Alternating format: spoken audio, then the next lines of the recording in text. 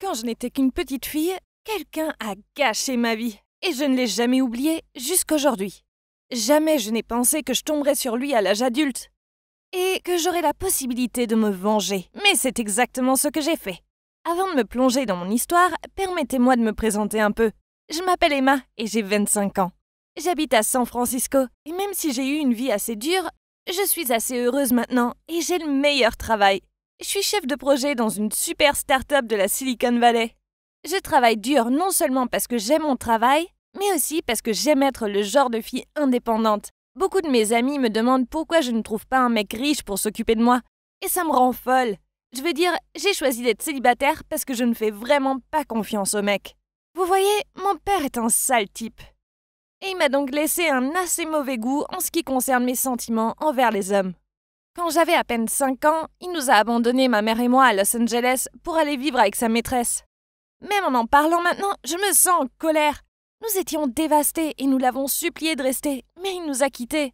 Après cela, les choses ont été horribles pour ma mère et moi. Mon père était le soutien de la famille et le PDG d'une entreprise, donc nous n'avions jamais eu à nous soucier de quoi que ce soit. Mais après son départ, ma mère a eu du mal à trouver un emploi. Et parfois, nous nous sommes même couchés affamés.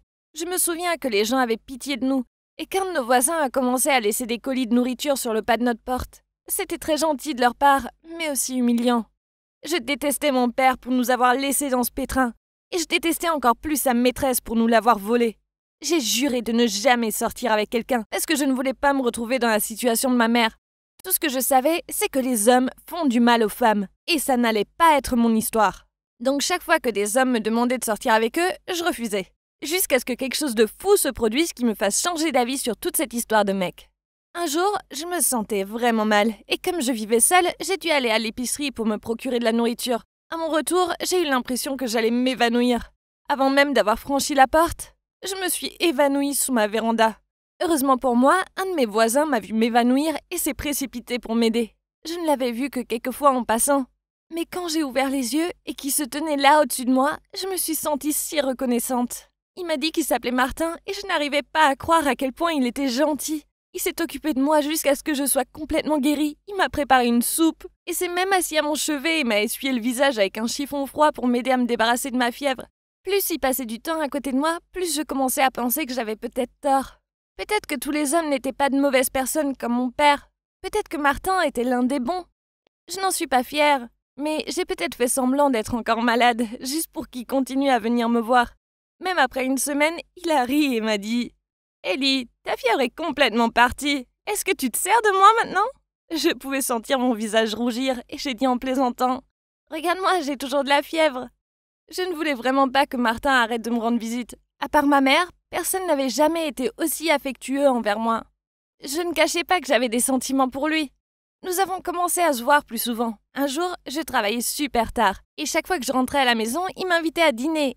Et un soir, avait installé des bougies et de la musique romantique. Et les gars, c'est là que nous nous sommes embrassés pour la première fois. C'était si bon et je savais qu'il était inutile de me leurrer.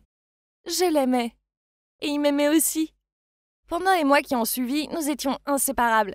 Nous avons passé tous les moments possibles ensemble. Et après 6 mois de fréquentation, il m'a demandé de le rencontrer pour déjeuner un jour au pied de l'eau. Quand je suis arrivée, je n'arrivais pas à le croire. Il s'était arrangé pour que nous sortions en bateau pour un pique-nique. Puis, lorsque nous étions dans l'eau, en regardant la ville, il s'est tourné vers moi et m'a dit « Ellie, je n'ai jamais rencontré quelqu'un comme toi avant. Je veux passer le reste de ma vie à m'occuper de toi, mon Ellie chérie. Veux-tu m'épouser ?» Oh mon Dieu, je ne plaisante pas. Je me suis mise à pleurer tellement que j'ai cru que nous allions chavirer. C'était la demande en mariage la plus romantique de tous les temps. Bien sûr, j'ai dit oui. J'avais hâte de passer ma vie avec Martin. Et j'étais déjà tellement excitée de commencer à planifier notre mariage. J'avais toujours rêvé de me marier dans un vignoble près de Sacramento. Donc maintenant, tout ce que nous avions à faire était de choisir un lieu et bien sûr de le dire à nos parents. Brian avait rencontré ma mère et ils s'entendaient très bien. Mais je n'avais toujours pas rencontré ses parents. Ils s'étaient divorcés et Martin ne voyait vraiment que son père. Sa mère travaillait toujours, disait-il, et ils ne traînaient pas beaucoup ensemble. Je lui ai dit que c'était important pour moi de les rencontrer tous les deux, alors il a arrangé ça. J'étais assez nerveuse, mais le père de Martin était si adorable, tout comme lui. Je pouvais voir d'où il tenait sa gentillesse. Ensuite, il était temps de rencontrer sa mère. Nous sommes allés dans un restaurant qu'elle avait choisi, et quand nous sommes entrés, J'ai cru que j'allais m'effondrer. J'ai pensé que ça ne pouvait pas arriver. La mère de Martin n'était autre que Sacha, la maîtresse de mon père depuis toutes ces années. Je me sentais malade. Et Martin sentait que quelque chose n'allait pas.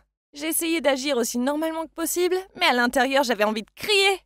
Brian nous a présentés. Il m'a dit que sa mère était le PDG de la société rivale de ma société. Est-ce que ça pourrait être pire? J'ai dû sourire et faire semblant d'être heureuse de la rencontrer. Honnêtement, j'avais l'impression que j'allais vomir. Et je comptais les minutes jusqu'à ce que j'ai pu sortir de là en courant. Finalement, sa mère a dit qu'elle devait retourner au travail et j'ai senti que je pouvais à nouveau respirer. Mais j'avais des questions. Sur le chemin du retour, j'ai interrogé Martin sur la vie de sa mère. Et il m'a dit qu'elle avait divorcé de son père il y a 20 ans, alors qu'il n'avait que 7 ans. Elle avait emménagé avec un autre type, que je savais être mon père.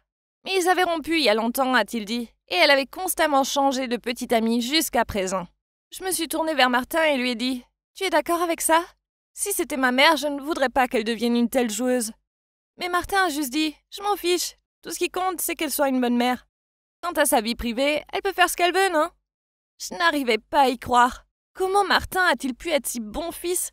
Sa mère l'avait abandonné et ça lui allait très bien. Je ne pardonnerai jamais à mon père et à sa maîtresse de nous avoir détruits, moi et la vie de ma mère. Et maintenant j'ai décidé qu'il était temps de me venger. Elle avait fait de mon enfance un enfer.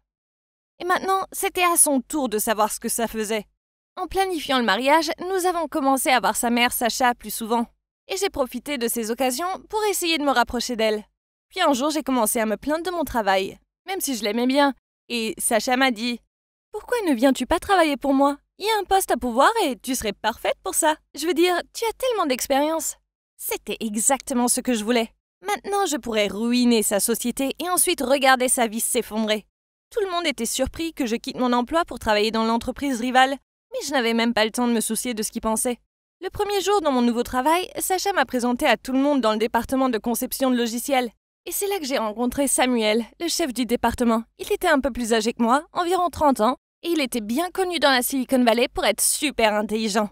Le département était sur le point de lancer une nouvelle application qui allait épater les gens, et tout le monde était super excité à ce sujet. Tout au long de ma première journée là-bas, je n'ai pas pu m'empêcher de remarquer l'attention que Sacha portait à Samuel. C'était un peu dégoûtant à voir. Elle flirtait constamment avec lui, et tout ce que je pouvais penser était le fait qu'il était bien trop jeune pour elle. Au déjeuner, elle se comportait comme une écolière en disant « Samuel, je t'ai gardé une place ?» Je ne pouvais pas comprendre pourquoi Samuel l'aimait bien. Elle a continué à flirter avec lui pendant les semaines suivantes. Elle lui offrait toujours un café et elle ne le faisait pour personne d'autre. Ensuite, dans les réunions, elle choisissait toujours ses idées. C'était assez frustrant. Et j'ai même pensé à dire à Martin qu'il semblait que sa mère avait trouvé un nouveau garçon jouet. Mais un jour, j'ai travaillé tard et quand je suis passée devant la salle de réunion pour aller aux toilettes, j'ai entendu Sacha et Samuel discuter. Et je n'ai pas pu m'empêcher d'écouter aux portes. Sacha riait et disait « Ah, allez Samuel, je vais même te donner une nouvelle augmentation de salaire. » Ce n'est qu'un rencard. Puis Samuel a dit « Désolé, je peux vraiment pas. Je suis trop occupée et pour être honnête, je n'avais pas ce genre de sentiment pour toi. Je suis vraiment désolée. » Oh, j'ai été très heureuse d'entendre Samuel la rejeter. Elle ne méritait pas un gentil garçon comme Samuel. En retournant à mon bureau, j'ai regardé dans la salle de réunion. Et j'ai vu à quel point elle avait l'air contrariée. Elle avait vraiment l'air blessée. Samuel devait beaucoup lui plaire. Et c'est alors que mon plan a commencé à se dérouler. Je lui ferais ce qu'elle avait fait à ma mère. Je lui volerais le gars qu'elle aimait juste sous son nez. Salut tout le monde, c'est encore moi, Emma. Je vous ai raconté comment mon père nous a abandonnés, ma mère et moi, quand j'étais enfant, pour aller vivre avec sa maîtresse. Et cela m'a amené à ne jamais vouloir sortir avec des mecs. Mais ensuite, j'ai rencontré Martin et nous nous sommes fiancés. Rencontrer sa mère a été un grand choc, parce qu'elle n'était autre que la maîtresse de mon père depuis toutes ces années. Je ne pouvais pas le supporter et j'ai décidé de me venger. D'abord, j'ai commencé à travailler dans son entreprise et puis j'ai remarqué qu'elle avait le béguin pour Samuel, le chef du département de conception de logiciels. Alors j'ai décidé de le lui voler. Et vous ne croirez pas ce qui s'est passé ensuite. Un vendredi soir, après le départ de tout le monde, j'ai remarqué que Samuel travaillait toujours. Je lui ai fait une tasse de café et lui ai demandé comment se passait la proposition sur laquelle il travaillait. Nous avons eu une discussion assez agréable et j'ai essayé de flirter avec lui. Je ne vais pas mentir, j'ai commencé à comprendre pourquoi Sacha avait un faible pour lui. C'était vraiment un type sympa. J'y ai même donné mon numéro et lui ai dit que s'il avait besoin d'aide pour sa proposition, il n'avait qu'à m'appeler. Mais nous n'avons pas pu discuter longtemps, car Martin m'a soudainement appelé pour me dire qu'il m'attendait dehors. Quand je suis descendue, il était habillé d'une belle chemise et il m'a dit qu'il voulait m'emmener dans notre restaurant préféré. J'ai été assez surprise car ça faisait longtemps que nous n'avions pas eu de rendez-vous spontané. Nous étions tous les deux très occupés ces derniers temps. J'ai commandé ma soupe de ramen préférée. Puis j'ai demandé à Martin de manière taquine: « En quelle occasion? Tu m'as pas emmené au restaurant depuis des lustres. » J'ai attendu qu'il me réponde et il n'a pas voulu me regarder. J'ai commencé à paniquer, je lui ai demandé: « Martin, qu'est-ce qu'il y a? Il y a un problème ?» Puis il m'a dit qu'il venait d'être affecté à la gestion d'un grand projet à New York. Il m'a dit qu'il devait s'y rendre en avion la semaine suivante et que le projet devait durer 3 mois. Mais il a dit qu'il reviendrait tous les week-ends pour me voir et que ce n'était que temporaire. Je ne pouvais même pas répondre. Je le fixais juste avec une nouille qui sortait de ma bouche. Mon cœur faisait des sauts périlleux. Martin s'est mis à rire et a dit: « Regarde-toi, Emma, ta bouche est si grande ouverte que tu baves complètement. Arrête, je reviendrai tous les week-ends. » Pauvre Martin, il ne savait pas à quoi je pensais à ce moment. Cette coïncidence était un ingrédient parfait pour ma recette de vengeance. Parce que maintenant je pouvais me venger de sa mère sans qu'il le sache. Martin n'avait aucune idée de ce que je faisais. Et je me sentais un peu mal. Il m'aimait vraiment. Et je ne voulais pas le blesser en faisant ça à sa mère. Mais je devais le faire. Il fallait que je me venge. Rien d'autre n'avait d'importance. Plus tard dans la nuit, nous avons regardé un film ensemble au lit. Et à la fin du film, Martin a dit qu'il était épuisé et qu'il voulait aller dormir. Mais mon téléphone a sonné à ce moment-là. C'était un SMS de Samuel. Je ne voulais pas que Martin le voie. Alors je suis allée dans la salle de bain avec mon téléphone pour lui répondre. Et il a dit: « Merci pour ton soutien ce soir. Grâce à ça, j'ai développé une solution possible pour la proposition. » Pendant le reste de la nuit, alors que Martin dormait gentiment à côté de moi, Samuel et moi avons échangé des SMS toute la nuit. Jusqu'à présent, il semblait que mon plan fonctionnait. La semaine suivante, Martin est parti pour son voyage d'affaires. Et, comme prévu, il était si occupé qu'il ne pouvait pas revenir tous les week-ends pour me voir. Il m'a tellement manqué. Mais je lui étais aussi reconnaissante parce que cela m'a donné le temps de vraiment connaître Samuel. Et pendant ces 3 mois, nous sommes devenus assez proches. Bien sûr, pendant ce temps, Sacha flirtait toujours avec Samuel. C'était super gênant parce qu'il n'était clairement pas intéressé. Un week-end, nous avons fait un voyage d'équipe et sommes allés faire du stand-up paddleboard. Sacha prétendait qu'elle ne savait pas le faire et a continué à demander à Samuel de l'aider. Mais il a pratiquement ignoré et il a plutôt traîné avec nos autres collègues. Et puis, elle lui a demandé de la rejoindre pour déjeuner. Mais il lui a dit qu'il était occupé. Je me suis contentée de rigoler. Parce qu'en fait, il déjeunait avec moi. Je devais faire très attention à ce qu'elle ne découvre pas que je flirtais avec Samuel. Parce qu'alors, je pourrais perdre mon emploi et mon plan aurait échoué. Et puis, sans parler du fait que j'étais fiancée à son fils. Et que si une mère voyait sa future belle-fille flirter avec un autre type, elle paniquerait. Honnêtement, c'était angoissant. J'étais constamment sur les nerfs, terrifiée à l'idée qu'elle puisse remarquer ce que je faisais. Et il y a eu quelques fois où elle a failli me surprendre. Un soir, Samuel et moi avons travaillé tard. Nous avons quitté le bureau ensemble et avions prévu d'aller boire un verre. Mais dès que nous sommes montés dans la voiture de Samuel, j'ai vu Sacha s'arrêter sur le parking. Elle a repéré Samuel et sa voiture. Elle a pratiquement dirigé sa voiture vers nous. Son visage était si content que je savais qu'elle se dirigerait vers la voiture de Samuel dès qu'elle sortirait de la sienne. À ce moment, j'ai su que je devais sortir de la voiture de Samuel le plus vite possible avant qu'elle ne me remarque. Je me suis excusée auprès de Samuel en disant avoir laissé mon téléphone à l'étage. Et avant que Samuel ne puisse avoir de réponse, je suis sortie de sa voiture et j'ai couru aussi vite que j'ai pu. Ce n'est que lorsque je me suis cachée en toute sécurité derrière un grand pilier que je me suis arrêtée pour respirer et que j'ai failli réaliser que mon cœur avait failli exploser de peur. À partir de ce moment, j'ai été plus prudente avec Sacha, mais c'était si difficile. Un jour où je passais dans le bureau de Samuel, je me suis assise près de lui et je lui ai lancé un regard affectueux. Et quelqu'un a frappé à la porte. Je me suis brusquement éloignée de Samuel parce que je pensais que c'était encore la mère de Martin. J'ai poussé un soupir de soulagement en réalisant que ce n'était que la secrétaire de Samuel. Pourtant, mon cœur battait encore très fort. Mais tout ça en valait la peine. Après 2 mois de flirt avec lui, il m'a avoué qu'il m'aimait bien. Quand j'ai lu son texte, j'étais si heureuse que j'ai même poussé un cri. Je l'avais fait. Maintenant, pour la deuxième partie de mon plan, j'allais utiliser Samuel pour découvrir exactement comment je pourrais faire éclater la société de Sacha en 1 million de petits morceaux. Alors, quand Samuel m'a demandé d'être sa petite amie, j'ai accepté, mais à une condition, que nous gardions le secret. Samuel a accepté, car il savait qu'il y aurait beaucoup de problèmes si Sacha découvrait. Et honnêtement, Samuel m'a traité si gentiment, même plus que Martin. Il m'a comblé de cadeaux et il m'a vraiment écouté. Chaque fois que je lui disais que j'aimais quelque chose, il s'en souvenait et me surprenait la prochaine fois que je le voyais. Au travail, nous devions faire profil bas.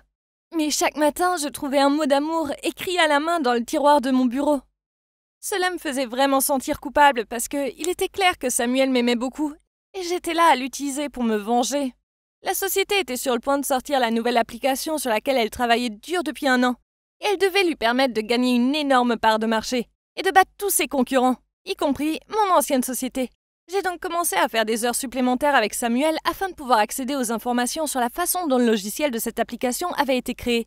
C'était une information top secret. Et en tant que chef de projet junior, je n'avais aucun accès à cette information. Mon ancienne société adorerait mettre la main sur ces informations confidentielles. Et avec elle pourrait facilement mettre la société de Sacha au pied du mur et dominer le marché. Elle aurait alors perdu non seulement son coup de foudre, mais aussi sa carrière. Cela lui aurait servi pour ce qu'elle a fait à moi et ma famille. Un soir, après avoir travaillé très tard, il s'est tourné vers moi et m'a dit « Nous devrions y aller, je suis épuisé. » Il est allé aux toilettes avant notre départ et m'a demandé de trier les documents.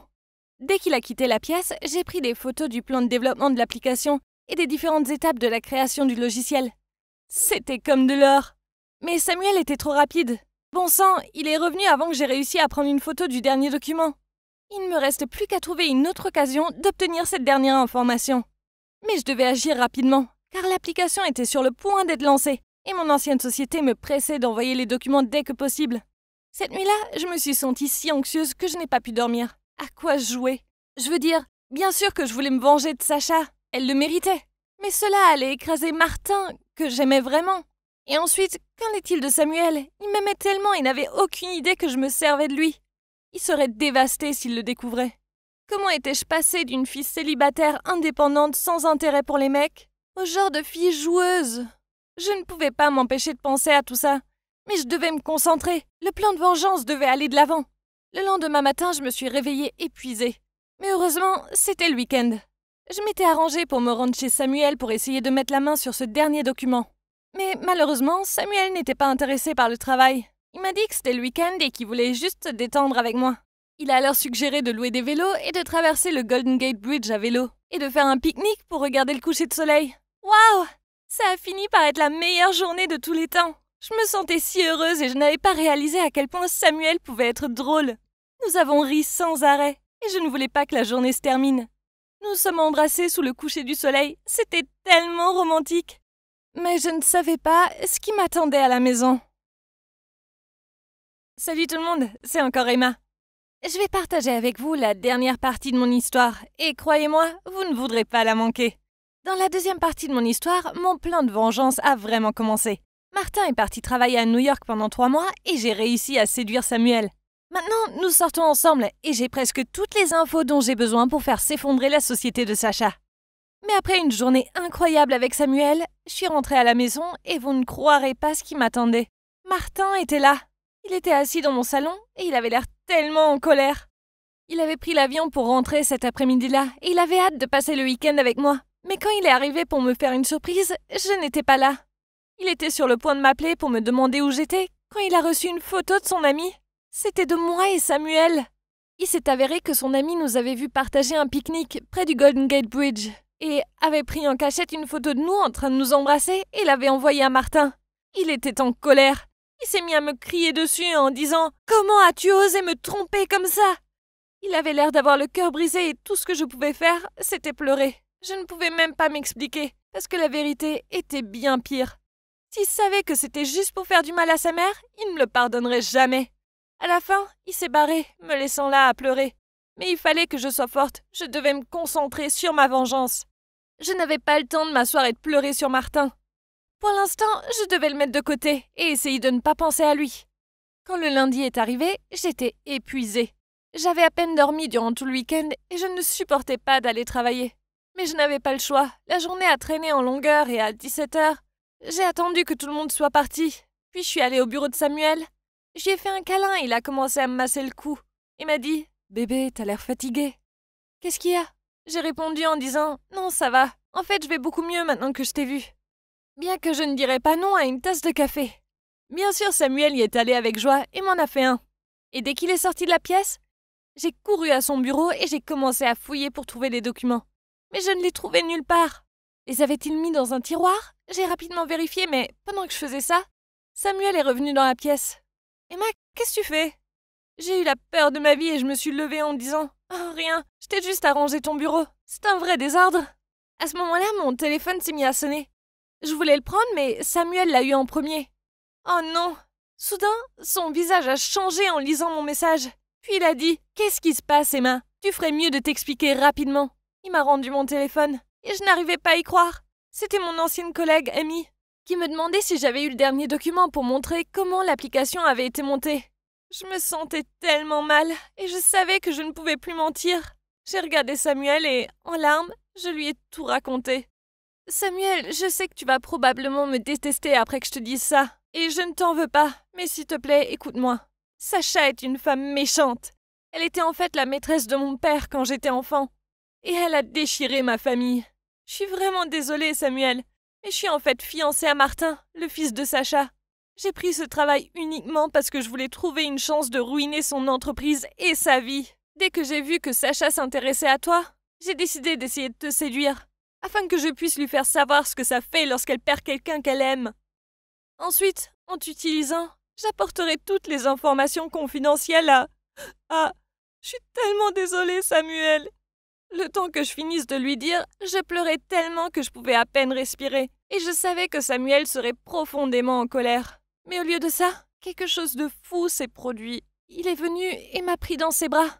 Il m'a dit de me calmer, puis il m'a dit « La vengeance est inutile, Emma. Elle ne fait de bien à personne, surtout pas à toi. Je sais que Sacha t'a fait du mal, mais tu dois laisser tomber. C'est du passé maintenant.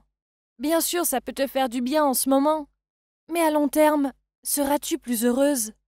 J'ai pleuré encore plus alors. Pourquoi était-il encore si gentil avec moi? Je ne méritais pas ça. Je n'arrêtais pas de m'excuser, et il disait qu'il comprenait pourquoi j'avais fait tout ça, et qu'il me pardonnait. Il m'a dit « Je sais que tu as un bon cœur là-dedans. Tu t'es juste un peu perdue, c'est tout. Mais promets-moi une chose, ne remets pas les documents à ton ancienne société. Notre société a travaillé si dur sur ce dossier. S'il te plaît, ne le fais pas, Emma. » C'était le moins que je puisse faire après tout ce que je lui avais fait jusqu'à présent. J'ai promis de ne pas lui remettre les documents. Et après avoir laissé Samuel au bureau, j'ai réalisé quelque chose. En fait, je l'aimais bien, pas seulement comme ami ou collègue, mais comme quelque chose de plus. J'avais de vrais sentiments pour lui. Et maintenant, j'étais partie et je l'avais tellement blessé, je me sentais très mal. Il y avait encore d'autres choses que je devais gérer aussi. Dès que je suis rentrée chez moi, j'ai appelé Martin, mais il n'a pas répondu. Je savais que je ne pouvais pas attendre plus longtemps, alors je lui ai laissé un message vocal pour tout lui expliquer. J'ai terminé le message en disant que je m'excusais, mais je savais que Martin aurait du mal à me pardonner. Et je ne lui reproche pas. Non seulement je l'avais trompé, mais j'avais même essayé de faire du mal à sa mère. De toute façon, c'était sa mère, même si elle avait fait de mauvaises choses dans son passé. Le lendemain matin, j'ai quitté mon travail. Les gens étaient choqués, mais je leur ai juste dit que je voulais rentrer chez moi et être avec ma mère. Quand je rangeais mes affaires dans mon bureau, j'ai trouvé un papier de Samuel qui disait « Ma chérie, laisse le chagrin derrière toi et vis heureuse. Une bonne fille comme toi mérite le bonheur. » Ainsi, Samuel n'était pas du tout en colère contre moi. Cela me suffit. Maintenant, je peux partir sans souci. Les jours suivants, j'ai fait mes valises et j'ai quitté San Francisco. J'avais mal au cœur tout le temps, mais je savais que je devais partir de là et me vider la tête. Je venais de m'enregistrer à l'aéroport quand Martin m'a appelé. J'étais tellement nerveuse de répondre à son appel, car je n'avais pas eu de nouvelles de lui depuis que j'avais laissé le message vocal. J'ai retenu mon souffle en acceptant l'appel, et je me suis préparée à ce qu'il me crie dessus. Mais cela ne s'est pas produit. Avec sa douceur et son calme habituel, il m'a dit qu'il était tellement choqué par mon message qu'il ne savait pas quoi me dire. Il lui avait fallu quelques jours pour réfléchir à tout ça. Et maintenant, il m'a dit qu'il était prêt à parler. « Je ne suis pas en colère contre toi, Emma, » a-t-il dit. « Mais tu aurais dû partager avec moi tes histoires d'enfance plus tôt. Et pourquoi tu ne m'as pas dit que c'était ma mère avec laquelle ton père s'est enfui? On aurait pu surmonter ça. Je suis vraiment désolée que ce soit ma mère qui ait déchiré ta famille. Mais elle est différente maintenant. S'il te plaît, donne-lui juste une chance. Martin, je suis désolée pour tout. Je suis contente que tu ne sois pas en colère contre moi. Mais pardonner à ta mère, je pense que j'ai besoin de plus de temps. » Il semblait que Martin allait dire quelque chose. Mais c'est alors que j'ai entendu l'annonce de l'aéroport demandant aux passagers de mon vol de se rendre à la porte d'embarquement. Je n'ai donc pas eu d'autre choix que de raccrocher. « Martin, écoute, je suis vraiment désolée, mais mon avion est prêt pour l'embarquement. Puis-je te rappeler prochainement? »« Hein? Où vas-tu » a-t-il demandé. Je lui ai dit que j'allais rester un peu chez ma mère. « Eh bien, je pense que ce sera mieux pour toi maintenant. Prends ton temps et réfléchis bien, surtout à notre relation. » J'ai été effrayée lorsqu'il a dit « notre relation », mais j'ai réalisé qu'il avait raison. J'avais vraiment besoin de temps pour arranger les choses. Est-ce que je pourrais jamais pardonner à Sacha? J'aimais Martin, mais est-ce que cet amour était assez grand pour laisser tout ça derrière moi? Je veux dire, je ne savais pas si je pouvais voir Sacha comme belle-mère ou non. Et comment ma mère réagirait à ça? Je suis montée dans l'avion et je me suis assise. Pour la première fois depuis des mois, mon cœur était à nouveau plus paisible. Et je sentais que je pouvais vraiment dormir. C'est vrai, ni Martin ni Samuel ne me détestaient. Tout allait bien se passer. J'étais sur le point de fermer les yeux quand j'ai entendu quelqu'un dire mon nom. J'ai levé les yeux et, à mon grand choc, Samuel marchait dans l'allée de l'avion. Il s'est assis sur le siège juste en face de moi et s'est tourné vers moi avec le plus grand sourire et a dit « Je suis jamais allée à Los Angeles avant. Tu veux être mon guide touristique ?» Oh mon Dieu, je n'arrivais pas à y croire. Que faisait-il ici? J'étais tellement choquée de le voir. Mais en même temps, je ne pouvais pas nier l'excitation que je ressentais. Personne ne pourrait jamais dire que j'ai mené une vie ennuyeuse, ça c'est sûr. J'ai fait un sourire à Samuel et lui ai dit « Bien sûr ». Je n'ai aucune idée de ce que l'avenir me réserve. Mais je suppose que je le découvrirai bientôt. Souhaitez-moi bonne chance. Mon précieux dimanche est gâché à cause de ma pas si précieuse sœur Emma, qui a insisté pour me traîner à l'église pour un peu de temps entre sœurs. Nous sommes entrés et avons vu le prêtre se précipiter. Vous devez être notre nouveau membre, Jacqueline. Oh!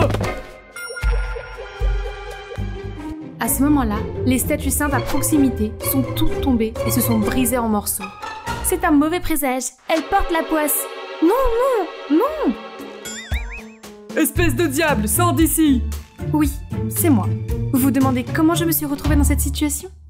Bonjour, je m'appelle Jacqueline. Si vous pensez que j'ai la poisse, vous vous trompez lourdement. Parce que, animateur, rembobinez la dernière scène.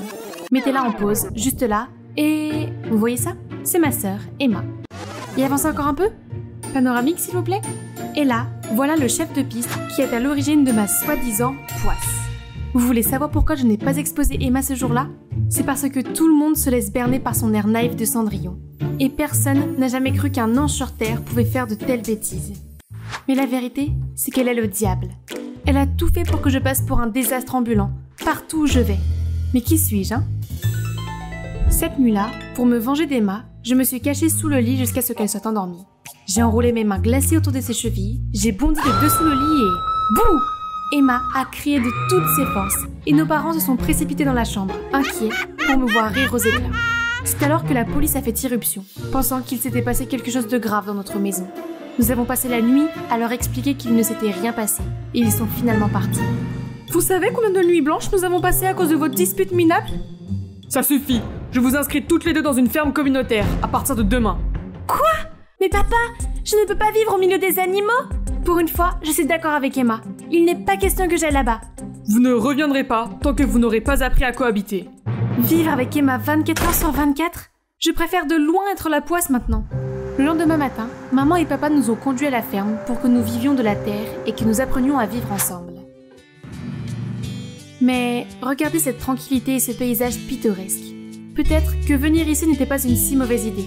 Soudain, un morceau bruyant et odieux a commencé à être joué à l'intérieur de ma valise, faisant sursauter les animaux qui sont devenus rebelles.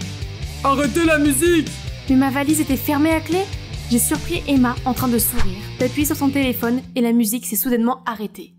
Une fois que tout était sous contrôle, les fermiers m'ont jeté des regards de désapprobation. Quand je pensais que les choses ne pouvaient pas être pires, une remorque s'est détachée et a commencé à dévaler la pente, se dirigeant vers un fermier inconscient. Emma s'est immédiatement jetée à l'eau et a mis le fermier et elle-même hors d'état de nuire. Juste à temps. Richard, ça va? Oh oui, grâce à cette jeune femme. Vous m'avez sauvé la vie. Quel porte-bonheur vous êtes. Cette caravane est là depuis des lustres, sans jamais causer de problème. Pourquoi s'est-elle cassée tout d'un coup? Oh, c'est ma sœur. Elle a la réputation de porter malheur partout où elle va. Je m'excuse à son nom. Non, non, non, non. Ne l'écoutez pas. Elle est mauvaise. Ce n'est pas quelque chose que tu devrais dire de ta sœur. Regarde-la. Quel ange! Emma a immédiatement activé son pouvoir de manipulation. Oh! Viens, on a la plus belle chambre pour toi. Hey! Et moi? Le lendemain matin, on m'a demandé de traire les vaches pendant qu'Emma n'avait même pas besoin de lever le petit doigt, se contentant de se promener et de me tirer les verres du nez. Dans la panique, un type est apparu et m'a aidé. Qu'est-ce qui s'est passé ici? Les tuyaux sont tous coupés? Je suis vraiment désolée, c'est une blague stupide de ma sœur pour me faire passer pour une malchanceuse. Intéressant. On va traire les vaches à la main jusqu'à ce qu'on les remplace. Traire à la main? Cela prendrait une éternité? Emma va devoir payer? Pas besoin de ça. Je vais t'aider. Au fait, je m'appelle Sam. Il m'a fait le plus beau des sourires et je me suis instantanément sentie mieux. Je m'appelle Jacqueline. Merci de m'avoir aidée, mais... Sur quel bouton dois-je appuyer pour obtenir du lait? Sam a éclaté de rire et j'ai eu l'impression d'être la plus bête du monde. Je suis désolée, mais c'était trop mignon. Ok, tu n'appuies sur aucun bouton. Tu le presses comme ça. À ce moment-là, Sandrine est passée et nous a vus. Eh bien, Qui te fait sourire comme ça, Sam? Jacqueline, tu es vraiment remarquable, hein? Lorsqu'elle est partie, j'ai senti mon cœur s'emballer et j'ai vu Sam rougir à son tour. Oh, c'est sûr qu'il fait chaud comme en été. Alors Sam, depuis combien de temps vis-tu ici? Depuis peu. En fait, je suis skieur et je viens de la ville.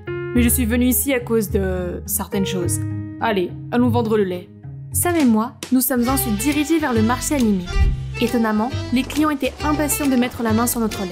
J'étais prête à gagner ma première rémunération durement gagnée, quand soudain... Faites bien attention, ne les achète pas, ne pas boire ce lait, je te dis pourquoi. La poisse Jacqueline arrive ce soir. La foule bourdonnait d'inquiétude au sujet de notre lait. En fait, je pensais que c'était quelqu'un d'autre qui portait la poisse. Vous voyez, notre lait est particulièrement frais aujourd'hui, grâce à mon porte-bonheur, Jacqueline. Elle et moi avons travaillé toute la matinée pour traire les vaches à la main. Grâce aux paroles de Sam, la foule est à nouveau enthousiaste. Ainsi, nous avons tout vendu en quelques heures. Wouhou! Mais à la maison, les gens ont commencé à féliciter Emma pour avoir porté chance à l'activité. En fait, c'est Sam et moi qui avons trait les vaches, et c'est Sam qui a fait le plus gros du travail. Elle n'a rien à voir avec ça. La salle s'est soudain sentie gênée et les gens ont commencé à détourner le regard. Seule Sandrine a pris la peine de le reconnaître. Je vois, vous faites une bonne équipe. Et nous, je pense que nous ferons une meilleure équipe. Lâche-moi, sale type! Aïe, fougueux. Oh mon Dieu, tu vas bien? Pourquoi es-tu comme un animal, Jacqueline? Je vais bien. Elle est peut-être un peu froide en ce moment, mais elle va bientôt se réchauffer. N'est-ce pas, princesse? Emma m'a immédiatement jeté un regard noir. Adam, pourquoi es-tu ici? Je suis là pour toi, très cher frère. Maman et papa se font un sang d'encre à la maison. Nom d'un chien! Ces deux-là sont de la même famille, mais ils ne se ressemblent pas. Cela explique pourquoi la tension qui régnait dans la pièce était si forte. Arrêtez, vous deux! Toujours à vous chamailler! Il se fait tard. Jacqueline, tu veux bien aller fermer la porte de la grange? Oh, oui, bien sûr! Mais avant que je n'atteigne la grange, une main m'a soudainement tirée en arrière. Ne t'avise pas de t'approcher de Adam, il est à moi. Oh, je vois, tu es amoureuse de lui, hein? Dommage, car il semble plutôt m'aimer, sœurette. Comment oses-tu? Emma s'était lancée devant moi, vers la grange, a allumé toutes les lumières, a donné un coup de sifflet assourdissant, et les moutons se sont déchaînés à nouveau. J'ai désespérément essayé d'arrêter le troupeau en panique, mais en vain. La situation n'a été maîtrisée que lorsque les fermiers sont arrivés avec le chien de berger. Tout est de ta faute. Tu ne nous apportes que malchance et chaos. Ce n'est pas vrai? J'essayais d'aider alors que c'était l'œuvre d'Emma. Arrête de rejeter la faute sur les autres et apprends les bonnes manières. Je suis restée bouche bée. Derrière Richard, Emma m'a fait un sourire narquois. Elle a gagné cette fois. Mais pas pour longtemps. Et si je vole le béguin d'Emma? C'est-à-dire Adam, juste devant elle. En fait, je n'ai pas eu à voler qui que ce soit, parce qu'Adam m'a toujours fait des avances, et qu'il a aussi entraîné Sam avec lui. Il y avait quelque chose entre eux. Il n'arrêtait pas de se battre pour attirer mon attention. Il me couvrait de nourriture, se battait pour le siège à côté de moi au dîner, et ne me laissait pas soulever quoi que ce soit de lourd. C'était un peu agaçant, mais voir Emma fumant de jalousie à chaque fois en valait vraiment la peine. Un après-midi, Sam et moi étions en train de cueillir des fleurs lorsqu'il a délicatement glissé une fleur dans mes cheveux. Elle te va bien. Puis il a levé mon visage et s'est rapproché de moi. Je flottais dans la brise d'été, prête à recevoir un baiser, quand nous avons tous les deux été secoués par le moteur qui tournait. Adam? Hé, ma jolie, veux-tu sortir avec moi? Elle est avec moi, tu ne vois pas? Peut-être que je suis aveuglée? Aveuglée par mon amour pour toi. Et si vous faisiez preuve d'amour fraternel et que vous alliez ensemble, hein? Puis j'étais sur le point de partir quand j'ai vu la tête blonde d'Emma dépasser des fleurs. Hey Adam! Toute réflexion faite, j'aimerais bien t'accompagner. On y va? En roulant, je pouvais voir Emma furieuse et Sam me regardant d'un air triste. Mais le problème, c'est que c'était très gênant. Je n'ai pas envie de flirter s'il n'y a pas Emma. Et lui... enfin, je ne sais pas. Je n'en pouvais plus, alors je lui ai dit de s'arrêter dans ce magasin de vêtements et j'ai insisté pour qu'il essaye ce costume chic. Waouh! Tu as l'air bien habillée là, hein? Ce n'est pas le cas d'habitude. Eh bien, tu ressembles un peu à un hooligan. Est-ce que c'est une joie sincère que je vois sur ton visage? Quoi? Je souris tout le temps. Oh, vraiment? Sam et toi étiez prêts à vous battre tout à l'heure. Tu ne sais pas tout sur nous, Jacqueline. Je sais que tu as un faible pour lui, mais je ne pourrai jamais vous laisser vous mettre ensemble. Pas cette fois. Nous sommes revenus à la ferme et Emma nous attendait, tout agitée. Traîner, ça ne te suffit pas? Maintenant tu joues le double jeu avec Adam? Hé, tu es juste jalouse parce qu'Adam ne t'aime pas? C'est vrai, je n'ai Dieu que pour Jacqueline. Elle et Sam n'ont jamais été ensemble, alors arrête de fourrer ton nez dans nos affaires. Emma n'a pas pu dire un mot. Pour la première fois, elle a semblé si vulnérable, puis s'est enfuie en larmes. Regarde ce que tu as fait. Jouer avec les cœurs d'émail de Jacqueline est un coup bas. C'est toi qui parles. Le truc avec Karine n'était-il pas ton coup bas? Karine? Karine qui? Karine était ton béguin. Je n'ai rien à voir avec elle. Il est temps que tu t'en remettes. Ce n'est pas ce que Karine a dit. Elle m'a dit que tu l'avais abandonnée une fois qu'elle était tombée amoureuse de toi. Elle a menti, d'accord? Elle voulait t'utiliser contre moi. Je n'ai jamais répondu à ses comportements obsessionnels. Je veux juste tout laisser derrière moi et profiter de ma vie ici, avec elle. Alors Adam, s'il te plaît, laisse-nous tranquilles. Dommage. Elle a l'air de m'aimer plutôt. Tu ne vois pas? Elle se fiche que sa sœur m'aime. Elle m'a quand même choisi moi plutôt que toi. Mince. Ces mots m'ont frappé de plein fouet. Je n'avais pas réalisé ce que j'avais fait à Emma. Il est temps de mettre fin à tous ces conflits stupides. Les gars, stop! Vous ne voyez pas que vous faites du mal, comme Emma et moi? Jacqueline, cet abruti joue avec toi et Emma. Il mérite un coup de poing. Non! Sam, je ne suis pas vraiment innocente non plus. J'utilisais aussi Adam pour me venger d'Emma. Tu quoi? Je sais. Mais toutes ces petites vengeances ne nous apportent rien de bon. Personne n'en sort gagnant. Et honnêtement, je regrette d'avoir blessé Emma. Et vous devriez l'être aussi. Tu veux que cet enfant prodige laisse tomber son ego démesuré? Ouais, bonne chance avec ça. Je ne suis pas un enfant prodige, Adam. Tu te moques de moi? Avec tous tes succès et tes trophées de ski? Maman et papa ne peuvent même pas me voir derrière tout ça. Quand tu as quitté la maison, ils étaient mortifiés et m'ont envoyé à ta recherche. Tu sais pourquoi j'ai arrêté le ski et quitté la maison? Parce que papa et maman n'arrêtaient pas de me mettre la pression. Chaque fois que je suis sur la patinoire, tout mon corps tremble comme une feuille. Je ne suis pas parfait, Adam. Et je ne voulais pas t'enlever de l'attention. Je suis désolée si tu ressens cela. Eh bien, je ne savais pas. Tu aurais pu nous dire ce que tu avais traversé. À qui? À maman et papa? Ceux qui me poussent et Marcel? Désolée de ne pas avoir été là pour toi. J'ai été le pire. D'accord, vous pourriez régler ça tous les deux. Maintenant, j'ai mon propre conflit fraternel à résoudre. J'étais sur le pont de partir quand nous avons entendu Emma crier. Au feu! Au feu! À l'aide! Nous nous sommes précipités vers elle et le feu avait déjà pris sur la meule de foin. Il se propageait rapidement. J'ai accidentellement renversé la lampe à huile. Qu'est-ce qu'on fait maintenant? Va appeler les pompiers. Adam, rassemble tout le monde ici. Nous deux, allons chercher de l'eau. Allez! Sam et moi avons fait de notre mieux pour verser seau après seau d'eau, mais cela n'a fait qu'empêcher le feu de se propager, sans l'éteindre. Nous étions presque épuisés lorsque les fermiers sont arrivés avec les pompiers. Heureusement, au bout d'une demi-heure, tout était sous contrôle. Ouf! Mais ensuite, les fermiers ont commencé à m'encercler. C'est à cause de toi, n'est-ce pas? Chaque fois qu'un incident se produit, tu es toujours là sur les lieux. Coïncidence? Je ne crois pas. Et c'est reparti. Mais cette fois, je suis trop amochée pour dire quoi que ce soit. Et puis, il y avait Emma, pétrifiée de peur. Alors j'ai fait tous mes efforts pour me lever. C'est vrai, j'ai renversé la lampe à huile et j'ai provoqué cet incendie. Qu'est-ce que tu fais? C'est pas grave, j'ai l'habitude. Non, c'était ma faute. Jacqueline essaie juste de prendre le blâme. En fait, pendant tout ce temps, c'est moi qui ai causé tous les dégâts et qui les ai mis sur le dos de Jacqueline. Était-ce vrai? Emma prenait ma défense? Toi? Est-ce une sorte de plaisanterie? Tu aurais pu faire du mal à tout le monde ici. C'est le travail de notre vie, pas ton terrain de jeu. Je suis vraiment désolée. C'est ça. Demain matin, vous devrez partir d'ici pour de bon toutes les deux. Nous devons appeler nos parents pour qu'ils viennent nous chercher. Pendant ce temps, je dois préparer mes affaires. Hey, je sais que j'étais méchante avec toi depuis toujours. Pourquoi tu as encore pris la responsabilité pour moi? Je suis fatiguée de ces chamailleries. En plus, je me sens mal de t'avoir volé Adam. Je n'ai aucun sentiment pour lui et je ne pense pas qu'il soit amoureux de moi non plus. Je voulais juste t'embêter. Je m'en doutais. J'ai entendu ce dont vous parliez tout à l'heure et ça m'a frappée. Tu sais, j'aimais bien être l'enfant unique. Oui, sans blague. Mais honnêtement, quand tu es arrivé, j'ai eu l'impression que toute l'attention et l'amour m'avaient été enlevés. Je me suis sentie si seule et jalouse que j'ai décidé de faire de toi le centre d'attention. Mais de la pire façon possible. Je suis désolée. C'est bon, c'est du passé maintenant. Je veux juste qu'on s'entende bien et qu'on ne me traite plus de porte-malheur. Marché conclu. Le lendemain matin, nos parents sont arrivés furieux. Nous étions prêts pour une punition de longue durée, mais quand ils nous ont vus nous tenir la main, ils ont été ravis. Chérie, ton plan a fonctionné.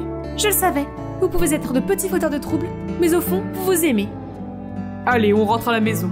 On peut attendre quelques minutes? Je ne veux pas partir sans dire au revoir à Sam. Mais qu'est-ce qui lui prend tant de temps? Il faut que j'y aille. Sam est enfin arrivé. Attends! Je me suis précipitée hors de la voiture et j'ai couru pour le serrer dans mes bras. Je pensais que tu ne viendrais pas? Comment pourrais-je? Surtout quand tu oublies la chose la plus importante. Vraiment? Qu'est-ce que c'est? C'est moi, idiote. Oh, tu reviens en ville? Oui, j'ai une raison de retourner maintenant en ville et au ski. Et qu'est-ce que c'est? C'est toi. Soudain, un arbre est tombé juste à côté de nous et a écrasé la boîte aux lettres faisant voler tout le courrier. Oh, tu as vraiment la poisse, n'est-ce pas? Hé, cet arbre était déjà pourri? Et ne crois-tu pas que j'ai de la chance qu'il nous ait manqué de peu? Je plaisante. J'ai ouvert les yeux. Waouh, j'avais la tête qui tournait et... Pourquoi j'étais couverte d'égratignures? Mon esprit était totalement vide. Je pouvais pas me rappeler ce qui s'était passé. La dernière image qui m'est passée par la tête était une dispute entre moi et un type. Puis je suis partie en trombe et maintenant, me voilà, dans cet endroit lugubre. Je pense que c'est un sous-sol ou quelque chose comme ça. Il fait froid et ça pue l'humidité. Zut, je peux pas me souvenir de son visage. Je savais que je devais sortir d'ici et vite. J'ai couru vers la porte et j'ai essayé de l'ouvrir. Mais en vain. Elle était verrouillée. J'ai frappé à la porte des deux mains et j'ai crié. « Y a quelqu'un ? Au secours !» J'entendais des pas qui s'approchaient. Alors, ignorant mes paumes palpitantes et ma gorge brûlante, j'ai frappé à la porte et j'ai crié. « Ouvrez la porte !» Oh mon Dieu, c'est lui, le gars avec qui je m'étais disputée avant. Il tenait un sandwich et me souriait gentiment. « Oh Alice, ma petite, tu es réveillée ? J'ai pensé que tu pourrais avoir faim. Qui es-tu ? Tu m'as emmenée ici, n'est-ce pas ? Qu'est-ce que tu me veux ? » Il a eu l'air confus, puis il a lâché tristement. « Oh non, chérie, tu dois avoir des petites pertes de mémoire dues à l'accident. C'est ton Jack ici. Je suis ton petit ami. » J'ai froncé les sourcils. Il me semblait familier. Mais quel petit ami ? Quel accident ? Il m'a montré les photos sur son téléphone. Oh mon Dieu, c'était moi avec lui. Et nous avions l'air si heureux ensemble. Mais pourquoi je me souviens de rien ? Je me suis frappé la tête avec mes mains en signe de frustration, tandis que Jack restait là contre le mur, à me regarder en riant. Alors, peut-être que Jack était mon petit ami, mais ça n'expliquait pas pourquoi il m'avait enfermée dans ce cachot. Ce n'était pas une chose normale à faire pour un petit ami. Je me suis précipitée vers la porte, mais il m'a attrapée dans ses bras. « Laisse-moi sortir ! T'as certainement de mauvaises intentions en m'emmenant ici. » Je me suis renfrognée. « Oh mon Dieu, Alice, t'as regardé trop de films ? Tu te souviens vraiment de rien ?» Je lui ai lancé un regard de « manifestement pas », puis j'ai croisé les bras. Je suppose que l'accident a été assez intense. Nous nous sommes disputés, puis tu as insisté pour conduire alors que tu étais ivre et tu as causé un accident mortel. Peu importe, je pense que nous ne devrions pas discuter ce sujet maintenant. Ça doit être traumatisant pour toi. Mais c'est pour ça que j'ai décidé de t'emmener ici. Pour que les flics ne t'arrêtent pas. Quoi ? Pourquoi ne pouvais-je pas me souvenir d'une chose aussi horrible ? Mais en regardant toutes les blessures sur mon visage et mon corps, peut-être que tout était exactement ce que Jack a dit. Non, je dois me rendre. J'ai bégayé en larmes. Tu es folle ? Tu veux aller en prison ? Mais... Alice, il n'y a pas de mais. Je vais te protéger et te garder en sécurité. C'était beaucoup à digérer. Alors dans un moment de panique, je me suis retrouvée à accepter son plan fou. Jack a dit que c'était un bunker d'urgence datant de l'époque de son grand-père. C'est sûr, je veux dire, ça sentait vraiment le moisi. Il n'y a même pas une fenêtre, juste une lampe muraille qui vacille. J'avais l'impression d'être dans un film d'horreur. Jack m'a aussi dit qu'il m'avait pris mon téléphone, pour que les flics ne puissent pas le tracer et nous arrêter tous les deux. Ah, et c'était tout. Chaque matin, midi et soir, Jack m'apportait à manger et me parlait de sa journée. « Puppy, je suis rentrée. »« Puppy ?» Ça avait l'air mignon au début, mais je me suis devenue allergique à ce mot. « Hey, Puppy, mange ça, Puppy ceci, Puppy cela, Puppy. » J'en avais tellement marre du mot « Puppy » que parfois, je pensais vraiment que je n'étais rien de plus qu'un animal de compagnie pour lui. Puis, chaque soir, il insistait pour me frotter le dos afin que je m'endorme plus facilement. Ça a l'air sympa, non ? Eh bien, non, ça ne l'était pas. Il me frottait très fort, et quand je lui demandais d'arrêter, il se contentait de rire. De toute évidence, il ne le faisait pas pour que je me sente mieux. mais considérait ça comme un passe-temps. Et c'est pas tout. Plusieurs fois, je me suis réveillée et je l'ai vu assis là, me regardant avec un sourire béat sur le visage. Ensuite, quand j'ai vérifié mes cheveux, j'ai vu qu'il avait attaché plein de petits chouchous stupides dedans. « T'es fou? Je suis pas une enfant !» J'ai grommelé en tirant et en jetant tous ces trucs débiles hors de ma tête. Mais Puppy, ils sont toujours si mignons. Max les a toujours aimés. Je lui ai lancé un regard noir. Et je n'ai plus rien dit. Oh, et pour info, oui, Max est le nom de son ancien chien. Ok, je n'avais pas besoin d'être un génie pour comprendre que quelque chose clochait sérieusement dans la tête de ce type. Mais ensuite, les choses sont devenues plus bizarres. Une fois, il a apporté de la nourriture pour qu'on la mange ensemble. C'était du poulet frit. Et dès que je l'ai senti, mes yeux ont pétillé. J'étais sur le point d'en prendre un morceau quand soudain il a retiré l'assiette et en a pris une grosse bouchée. Je n'ai même pas eu le temps de réagir. Puis il m'a tendu l'os de la cuisse de poulet qui n'avait pas encore fini. Aide-moi avec le reste, Puppy. Cette partie est trop dure à mâcher. J'ai roulé les yeux vers lui et j'ai rougi de colère. Voyant ma réaction, il a dit « Qu'est-ce qui ne va pas, Puppy ? Max a toujours aimé les restes. » « Mais t'es fou !» j'ai crié. « Hey, je plaisante. Tu sais pas comment prendre une blague ?» Il a souri. « Une blague ? C'est quoi cette blague ? J'en ai assez de tout ça. » Cet endroit me rendait folle. Je pouvais à peine dormir parce que je pouvais même pas distinguer le jour et la nuit. Puis quand je fermais les yeux, je me retrouvais tourmentée par le grave crime que j'avais commis. Jack a essayé de me sauver, oui, mais je lui ai pas demandé de le faire. Je voulais pas vivre comme ça. Je devais faire face à la vérité. Je devais me rendre. Le lendemain matin, quand Jack m'a apporté le petit déjeuner, je lui ai dit ce que je voulais faire. Comme prévu, il s'est mis en colère, m'a regardé fixement. « Alice, pourquoi veux-tu tant aller en prison ? Je veux pas rester ici pour toujours. Je dois faire face à ce que j'ai fait. Mais c'est tellement paisible ici avec moi. » Paisible ? Est-ce qu'il était sérieux ? Je n'avais pas l'impression d'être en paix. J'avais plutôt l'impression de jouer le rôle de son animal de compagnie. Je me suis précipitée en avant, mais Jack m'a immédiatement attrapée pour que je ne puisse pas bouger. J'ai essayé de me tortiller pour me libérer, mais il était fort. Soudain, il a couvert mon nez avec un mouchoir et mes yeux se sont fermés. Puis tout est devenu noir. J'ai lentement ouvert les yeux. J'étais dans la même pièce familière, mais... Des barreaux ? J'ai vu des barreaux. Ah, j'étais dans une cave. Puis j'ai donné un coup de pied à quelque chose. C'était un bol d'eau. Puppy, tu es si vilaine. Je ne veux pas te perdre. Alors je t'ai mis ici. M'a-t-il dit en souriant et en me tenant un sandwich. Je l'ai jeté et j'ai crié pour qu'il me laisse sortir. Voyant cela, il est immédiatement parti et est revenu avec un tas de peluches qu'il a déposées dans la cage.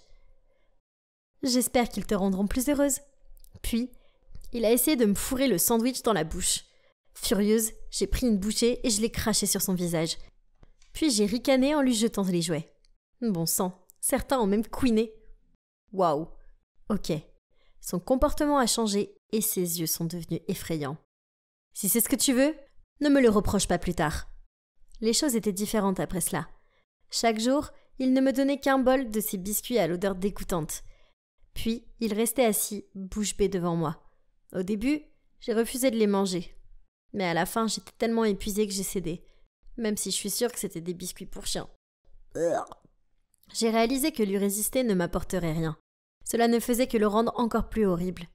C'est alors qu'un plan génial m'est venu à l'esprit.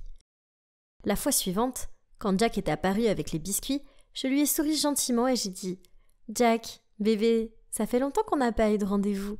Que dirais-tu d'aller nous chercher une bouteille de vin pour qu'on passe du bon temps ensemble ?» Ses yeux se sont illuminés. Et bien sûr, il a accepté sans hésiter. Il s'est empressé d'aller chercher le vin. « Santé à nous !»« Jack, t'es l'amour de ma vie.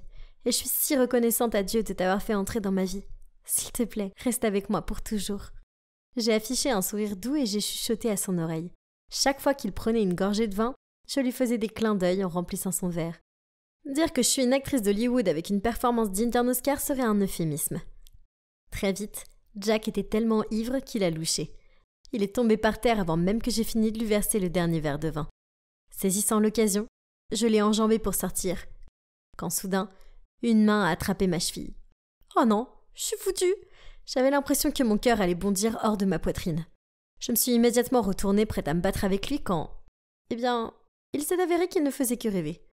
Ouf, Dieu merci. J'ai doucement libéré mon pied et je me suis immédiatement précipitée hors de là. J'ai monté les escaliers jusqu'au salon où j'ai trouvé mon téléphone laissé sur la table. Je l'ai rapidement attrapé et j'ai couru hors de cette horrible maison. Mes jambes tremblaient et j'avais l'impression qu'elles pouvaient céder sous moi à tout moment. Mais j'ai réussi à trouver la force intérieure pour continuer à courir. Je ne pouvais pas utiliser mon téléphone comme il n'avait plus de batterie et j'étais trop désorientée pour savoir où se trouvait ma maison. Alors, quand je suis tombée sur un poste de police, j'ai marché vers lui. J'ai pris une profonde inspiration. C'était une décision difficile. Je savais que j'allais aller en prison. Mais je ne pouvais pas vivre dans le sous-sol effrayant de Jack pour toujours. Et être son animal de compagnie de substitution? Non merci. Je devais faire face à ce que j'avais fait. « Monsieur, je suis ici pour me rendre. » Le flic a eu l'air confus et m'a dit qu'il n'y avait pas eu d'accident mortel récemment. Mais ensuite, il a dit que je lui semblais familier. Il est allé chercher mon nom et il s'est avéré que ma famille avait signalé ma disparition. Ce menteur de Jack m'avait dupé. Ce n'était qu'une ruse pour qu'il puisse m'emprisonner. Quelle bassesse! J'ai chargé mon téléphone et j'ai vu apparaître des centaines de messages et de messages vocaux de mes amis et parents inquiets. Tout ça était si accablant. J'ai baissé la tête pendant un moment. Puis tous les souvenirs ont progressivement refait surface. J'étais dans le parking du centre commercial et j'ai senti que quelqu'un me suivait. Alors je me suis cachée dans un coin et c'est là que Jack est apparu. Alors je lui ai demandé « Pourquoi me suis-tu » ? « Alice, je t'aime, s'il te plaît, reviens avec moi. » J'ai roulé des yeux et j'ai commencé à m'éloigner de lui. « Va-t'en, taré, c'est fini entre nous. » Puis il m'a attrapé l'épaule. Je me suis libérée et j'ai couru. Quand une voiture est sortie et... Ah! Oui, bien sûr. Jack était mon ex-fou qui me contrôlait et me harcelait. Donc il a dû profiter de mon inconscience pour m'emmener dans son sol et mettre au point son plan dingue. Et pour rendre les choses encore plus faciles pour lui, j'ai fini par perdre la mémoire. Classique. Ah, c'était un cauchemar. Mais heureusement, c'est fini maintenant. Et les flics ont pris ma déposition, et peu après, ma famille est venue me chercher. Ils ont tous éclaté en sanglots et on s'est serré très fort dans les bras. Il me faut du temps pour retrouver une vie normale après tout ce traumatisme. Mais je vais y arriver. J'ai envie de vomir chaque fois que j'entends quelqu'un me dire le mot puppy. Burk. Cependant, cela ne m'a pas empêché d'avoir mon propre chien de sauvetage, Lily le corgi, et je n'ai jamais mis d'arc à sa fourrure. Quant à Jack, eh bien, il a été reconnu coupable de séquestration et doit rester en prison pendant 4 ans. Qui est dans la cage maintenant? Bien fait pour toi. Ce shift était ennuyeux. Alors que je tendais les 2 cafés à la fille, je ne pouvais m'empêcher de rêver à ce que j'allais manger pour le déjeuner. « Excusez-moi, pourquoi cette attitude ?» La fille semblait agacée. Puis avant que je puisse dire quelque chose, elle a crié « Je veux parler à votre directeur !» Le garçon à côté d'elle a essayé de la calmer et lui a demandé de sortir. Puis il m'a dit « Je suis désolée pour ma sœur. » J'ai marmonné « C'est pas grave », en lui tendant sa monnaie de $20. « Oh, gardez-la !» Mais ensuite, il a commencé à s'excuser, a pris la monnaie et est parti. « Qu'est-ce qui vient de se passer ?» J'ai sorti mon téléphone pour regarder mon visage. « Oh, super ! On aurait dit que j'étais en pétard. Et tout ça parce que je me demandais si je devais prendre des pâtes ou un sandwich. » Eh bien, pour être honnête, ce qui vient de se passer n'était pas nouveau pour moi. Mais cela ne semblait pas s'améliorer. Laissez-moi commencer par le commencement. Je m'appelle Isabelle. Je viens d'avoir mon bac et j'allais bientôt être en première année à l'université. D'aussi loin que je me souvienne, mes parents, mes amis et mes professeurs m'ont toujours posé les mêmes questions, telles que « Qu'est-ce qui ne va pas ?» et « Pourquoi est-ce que tu fais cette tête ?» Quand je leur disais que j'allais bien, ils me répondaient toujours « Tu es sûr ?» ou « S'il y a un problème, tu dois nous le dire, d'accord ?» Ah, c'était tellement frustrant. Il y a même eu cette fois où mon professeur a dû s'arrêter au milieu d'une leçon et me demander de ne pas la regarder comme ça parce que mon regard fixe la mettait mal à l'aise. Quoi ? Et j'étais juste bien concentrée. Puis j'ai fini par le découvrir au lycée. C'était un jour ordinaire et ensoleillé. J'étais assise à l'arrêt de bus avec ma meilleure amie Célia quand un type est venu me demander son chemin. J'ai levé les yeux et le gars a été surpris et a commencé à bégayer. Désolé de vous avoir dérangé. Et puis il est parti en vitesse. Oh, c'était tellement déroutant. Il ne m'a même pas laissé la chance de placer un mot. Alors je me suis tournée vers Célia et lui ai demandé si elle pouvait savoir quel était le problème de ce type. Peut-être que c'est parce que t'as l'air de vouloir lui botter les fesses.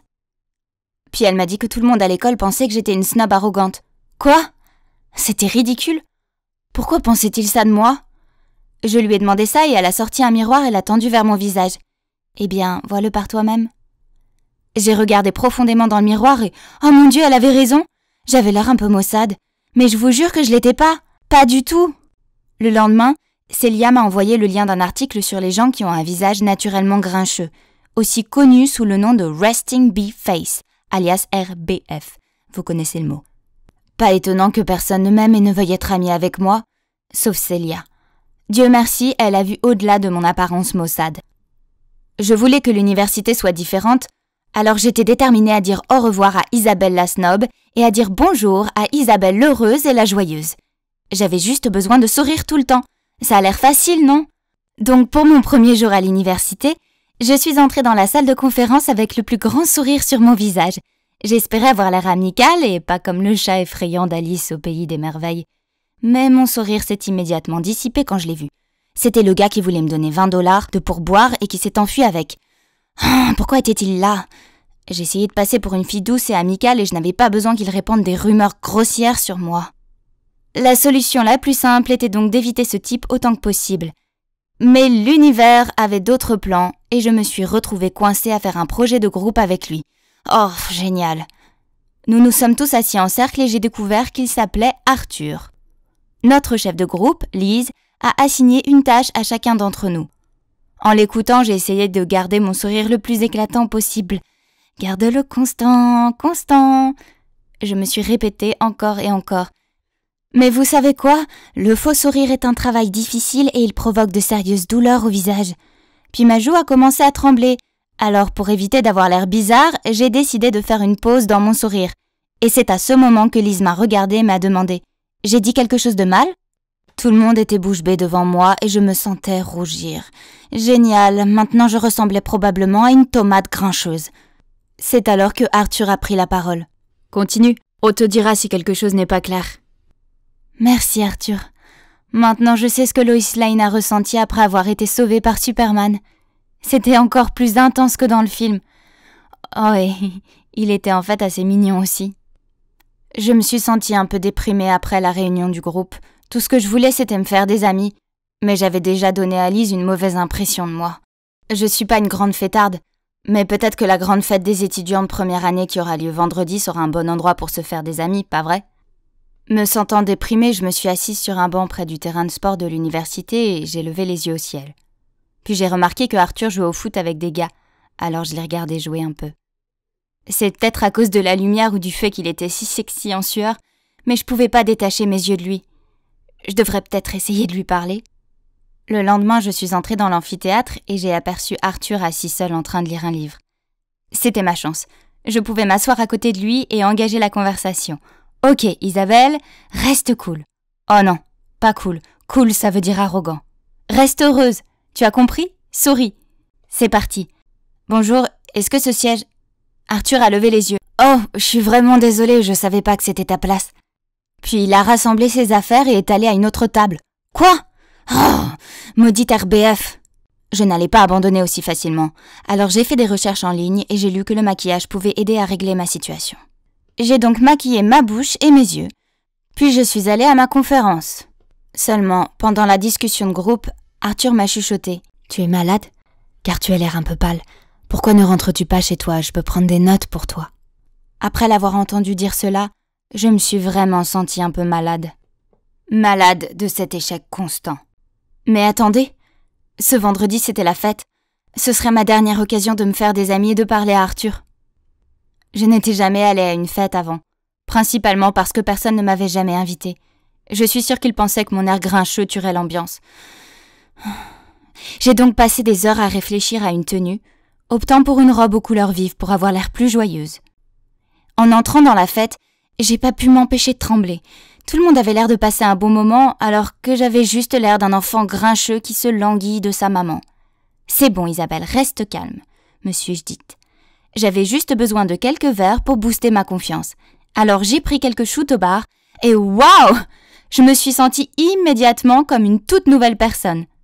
J'étais sur le point de parler courageusement à quelques filles quand soudain un gars est venu vers moi et m'a dit « Hé, on dirait que tu passes un mauvais moment. Si t'aimes pas ces choses, je pense que tu devrais rentrer chez toi, c'est pas grave. » Super! Même si l'alcool ne pouvait pas m'aider, alors quoi d'autre le pourrait?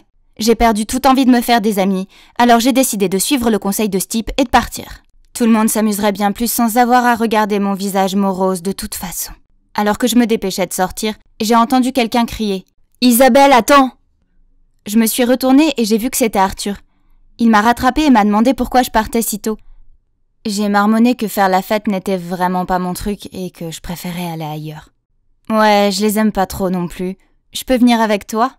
Je me suis figée pendant 1 minute, mais je suppose qu'il a supposé que j'étais en colère contre lui, car il s'est excusé et est parti.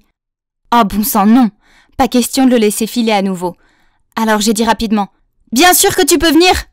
Mais c'est sorti comme un cri fort. Le pauvre gars a dû avoir l'impression qu'un tigre grognait devant son visage. Eh bien, au moins il venait quand même avec moi, n'est-ce pas ? Même si c'était par peur. Il avait l'air un peu incertain lorsque je l'ai conduit vers l'un de mes endroits préférés qui se trouvait sous ce pont. Mais lorsqu'il a vu tous les superbes graffitis, il a semblé plus à l'aise. Il s'est amusé à regarder d'une œuvre à l'autre, puis nous avons commencé à parler, et il s'est avéré que nous nous entendions plutôt bien. Nous sommes rapidement devenus des amis proches, et je l'ai même présenté à Célia. Plus je passais de temps avec Arthur, plus il me plaisait. Et j'ai commencé à penser que je lui plaisais aussi. Ne me demandez pas pourquoi, c'est juste une intuition. Et puis un jour, j'ai ouvert la porte pour voir Arthur debout avec un énorme bouquet et un joli paquet cadeau. Oh mon Dieu, c'était pour moi. Je savais que je devais dire quelque chose, alors j'ai marmonné. C'est pour qui ? Aïe, ça avait l'air un peu dur. Devrais-je redemander ? Et peut-être avec une voix plus douce et un sourire ? Mais avant que je puisse dire quoi que ce soit, Arthur a répondu. Oh, c'est pour Célia. Tu peux les lui donner ? Merci. Il me les a tendus et est parti en courant. Quoi ? Arthur était amoureux de Célia ? Mais bon, c'est pas une surprise que les bonnes choses ne m'arrivent jamais, et quelqu'un avec un look naturellement joyeux comme elle aurait tous les mecs. Regardons les choses en face. Qui veut une petite amie à l'air méchant ? Ça craint. Après ça, j'ai fait exprès d'éviter Arthur et on s'est pas parlé du tout pendant 1 semaine. C'était trop dur. Alors un jour après les cours, je suis allée dans mon endroit préféré sous le pont. Quoi ? Il y avait ce nouveau graffiti. Il était énorme, moche, et je pense qu'il était pour moi. En lettres séchées et dégoulinantes, il disait « Je t'aime, Isabelle ». Je l'ai regardé bouche bée. Était-ce l'idée que quelqu'un se faisait d'une blague ? Puis quelqu'un s'est approché de moi. C'était Arthur. « C'est pas ma meilleure œuvre, mais j'ai essayé », a-t-il dit timidement. « Ah, il a fait ça ? Mais pourquoi ?» Puis il a continué. « Les fleurs et le cadeau étaient pour toi, mais je pensais que tu étais agacée, alors j'ai paniqué et j'ai dit qu'ils étaient pour Célia. Alors après, je l'ai appelée et je lui ai dit la vérité, et elle m'a dit que tu m'aimais bien aussi. » Voilà qui explique les regards bizarres que Célia me lançait. J'allais vraiment lui toucher un mot plus tard. Tu sais, j'ai dessiné ça il y a 1 semaine. Je t'ai suivi tous les jours après l'université. Pas de manière effrayante, je voulais juste être là quand tu le verrais pour la première fois. Et waouh, ça en valait vraiment la peine. Puis il m'a fait le plus beau des sourires et m'a pris dans ses bras. Oh waouh, ce gars savait comment faire fondre une fille. Et vous savez quoi ? Je souriais et je le forçais pas. Donc ça y est, on est devenu un couple officiel. Il s'avère qu'il se fiche que j'ai une RBF ou non, car il a pris le temps de découvrir la vraie moi. Il ne faut jamais juger un livre à sa couverture, car on peut passer à côté de la meilleure aventure qui soit. Donc, si cette fille ou ce gars a l'air un peu malheureux, alors peut-être que vous ne devriez pas juger qu'ils sont arrogants et maussades, et leur donner à la place une chance. Oh mon Dieu, Xavier, marions-nous le 3 avril. Quoi ? Tu es sérieuse ? Oui, regarde. Puis elle a agité son téléphone devant moi. Sur l'écran, il y avait un article sur le choix de date spéciale pour se marier. C'est le 3 avril 2021. On allait se marier de toute façon, non ? Alors pourquoi ne pas choisir une date unique et tu n'oublieras jamais notre anniversaire de mariage ? Mais bébé, c'est dans 3 jours. Comment allons-nous organiser un mariage en si peu de temps ? Elle s'est levée d'un bond. Nous allons nous marier à cette date spéciale. Puis elle a couru à l'étage. Elle plaisantait, n'est-ce pas ? Comme cette idée était insensée. Oh, au fait, c'était Mia, ma petite amie, et je suis Xavier. On sort ensemble depuis plus d'1 an maintenant. Je n'ai pas réfléchi plus longtemps à son idée folle, mais plus tard, je l'ai vu passer tous ses appels à des lieux de mariage et tout. Et c'est là que j'ai réalisé qu'elle ne plaisantait pas. Sans surprise, tous les lieux de mariage locaux étaient complets pour cette date. Alors, Mia a imaginé un plan de fou. Nous irions en voiture dans la capitale internationale du mariage, Vegas. Mon Dieu, c'était de la folie, mais Mia n'acceptait pas de refus, donc c'était réglé, on allait à Vegas. Bébé, il y a un problème. Nous vivons en Alaska, donc le voyage nous prendrait environ 2 jours et 16 heures. Nous avons appelé au travail pour prendre quelques jours de congé, puis nous nous sommes réveillés super tôt et avons commencé notre long voyage vers Vegas. Je dois admettre que j'étais un peu excité par notre aventure, mais nous ne savions pas combien de situations ridicules nous allions rencontrer sur notre chemin. Nous avons commencé le voyage à 5h30 et quelques heures après, Mia a eu un petit creux et a commencé à grignoter notre réserve de snacks. Plus tard, j'ai eu envie de chips aussi, alors je lui ai demandé de m'en donner. Mais à mon grand désespoir, il ne restait plus rien à grignoter, et nous n'avions même pas encore franchi les limites de la ville. Ce n'est pas humainement possible. Puis, lorsque nous avons atteint l'autoroute, elle a soudainement dit qu'elle avait besoin de faire pipi. Je me suis arrêté à la station-service la plus proche, mais elle n'est pas allée aux toilettes. Au lieu de cela, elle s'est tournée vers moi et a dit « En fait, puisque nous sommes ici maintenant, pourquoi ne pas aller déjeuner ?» Excuse-moi, mais il était 10h du matin, et ne venait-elle pas de manger tous nos snacks ? Je savais qu'il était inutile de discuter avec une fille affamée, alors je l'ai suivie. Après cela, nous avons repris la route. Je commençais à m'ennuyer, alors j'ai pris mon téléphone pour mettre du Post Malone, mais Mia m'a arrêté et m'a dit qu'elle avait quelque chose de bien plus intéressant. Le roman audio To All the Boys I've Loved Before. Bon sang, c'était tellement ennuyeux que j'ai failli m'endormir. Alors pour notre sécurité et celle des autres conducteurs, j'ai décidé de m'arrêter dans un motel pour dormir un peu. De plus, je ne pouvais plus supporter d'entendre parler de Lara Jean et de ce type, Peter. Le lendemain, après le petit déjeuner dans un restaurant, nous marchions vers notre voiture quand Mia a soudainement vu une femme enceinte en train de charger ses affaires dans son coffre. Elle a immédiatement couru vers la dame, puis elle m'a dit de faire le gros du chargement pendant qu'elle restait là à discuter avec elle. Soudain, la dame a touché son ventre et a dit qu'elle se sentait pas bien. Oh mon Dieu, ne me dites pas qu'elle avait... Oh mon Dieu, elle a perdu les os. Vite, on doit la mettre dans la voiture et l'emmener à l'hôpital. Ma voiture? Et si le bébé sortait? Mais Mia n'a pas écouté et aidé déjà la dame à se mettre sur la banquette arrière. Mon Dieu, j'espérais que le bébé ne sortirait pas trop tôt, sinon je devrais brûler ma voiture. Laisse-moi conduire, tu t'assieds à l'arrière avec elle. Son mari n'est pas là, donc elle a besoin d'un homme pour la soutenir moralement.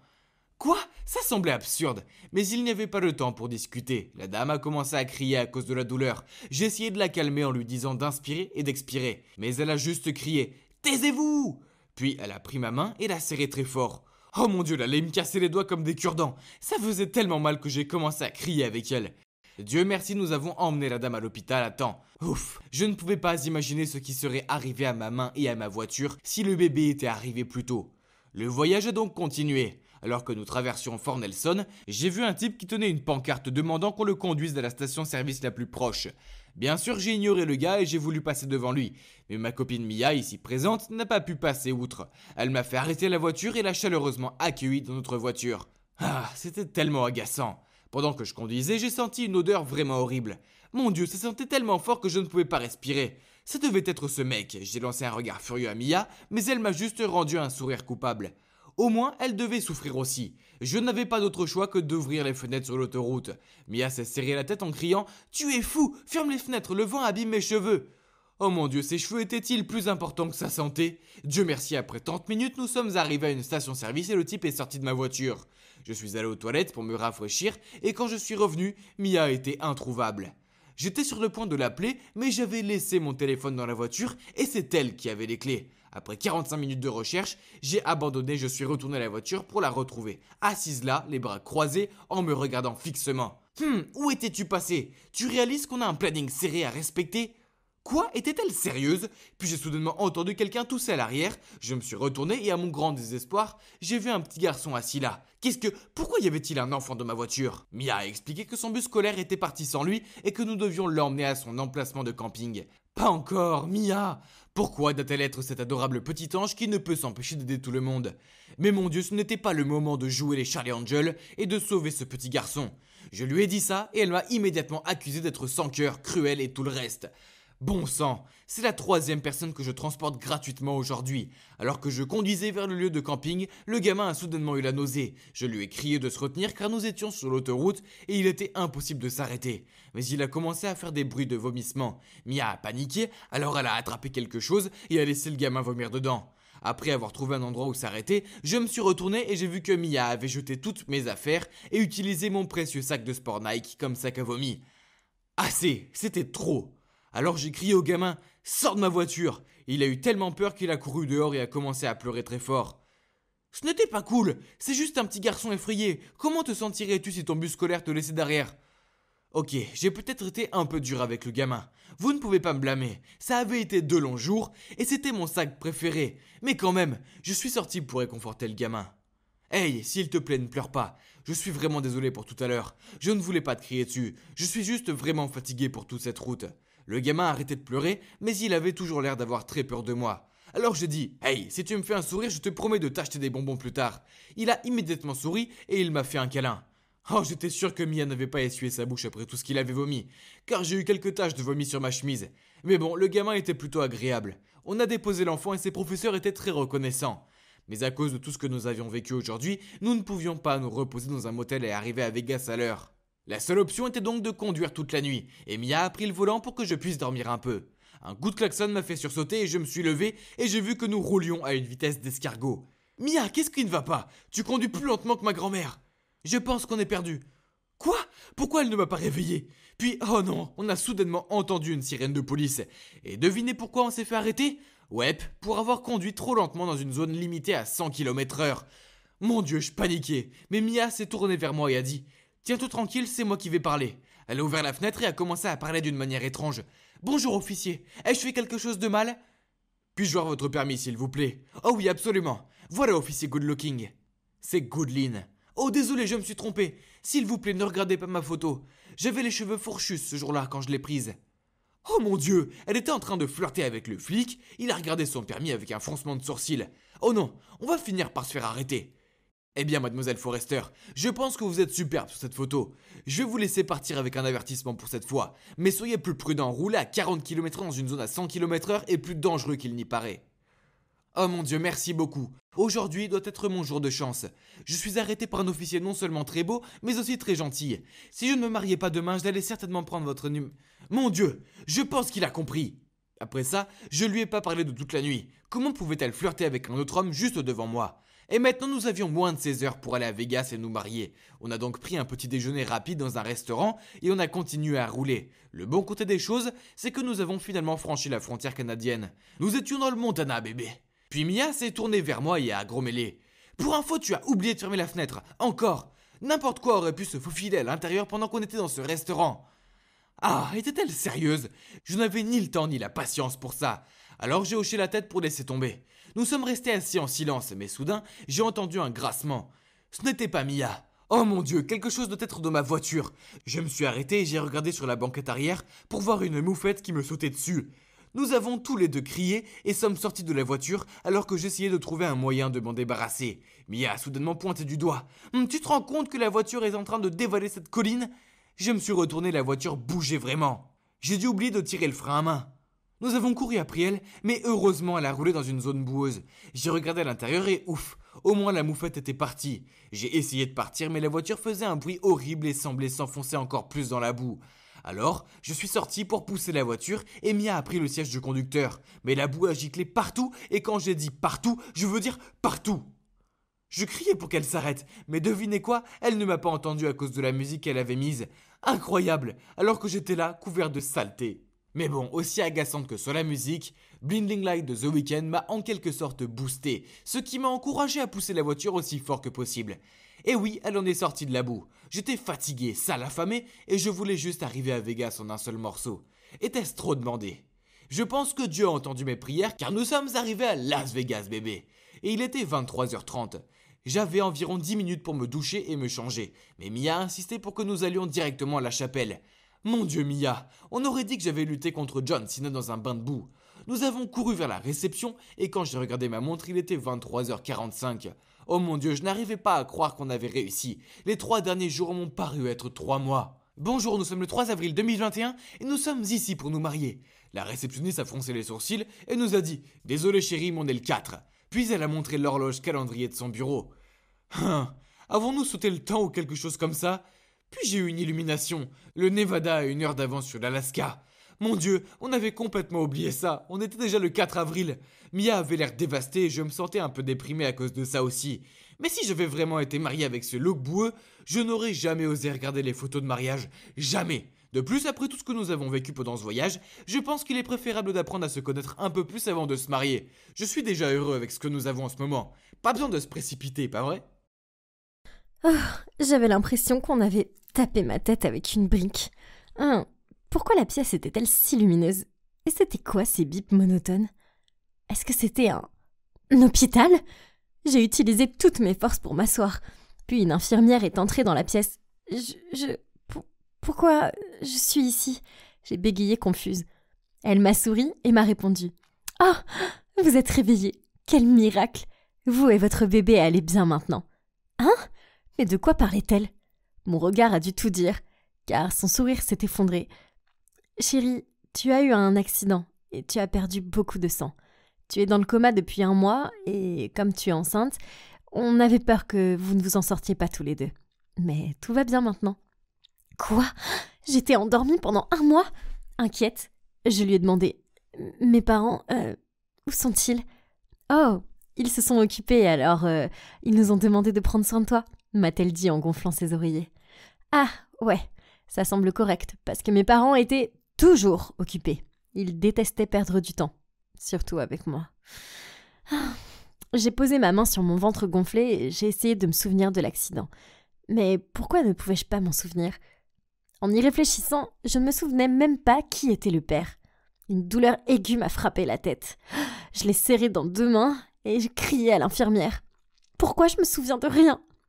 Voyant cela, l'infirmière s'est empêchée de trouver un médecin.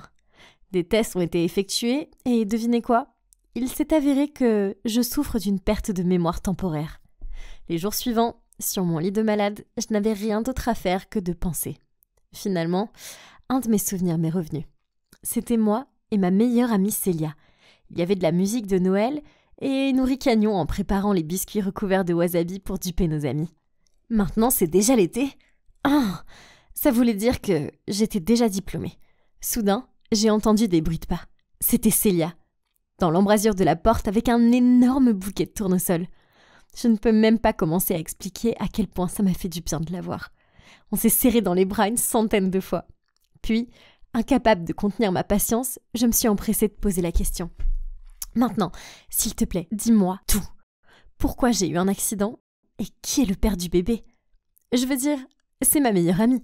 Donc si quelqu'un sait quelque chose, je me suis dit que ce serait elle, non? Mais à mon grand désarroi, elle a juste secoué la tête. Désolée Muriel, je ne sais rien de l'accident. Mais le père, c'est probablement Lucas. J'ai bafouillé de surprise. Quoi? Lucas comme le geek de Star Wars du coup de maths? Donc, il s'avère que Lucas et moi sommes amoureux depuis un moment. Elle a aussi dit qu'elle avait été choquée au début quand une fille rebelle comme moi est tombée amoureuse d'un élève brillant comme lui. Lucas? Vraiment? Moi et Lucas? Si c'est le cas, alors pourquoi il n'est pas venu me voir? Voyant mon air abasourdi, Célia a continué. Écoute, je pense que tu devrais aller trouver Lucas et régler tout ça. Donc, dès que je suis sortie de l'hôpital, je me suis rendue chez Lucas. Il a répondu à la porte et m'a jeté un regard mauvais. « Qu'est-ce que tu veux?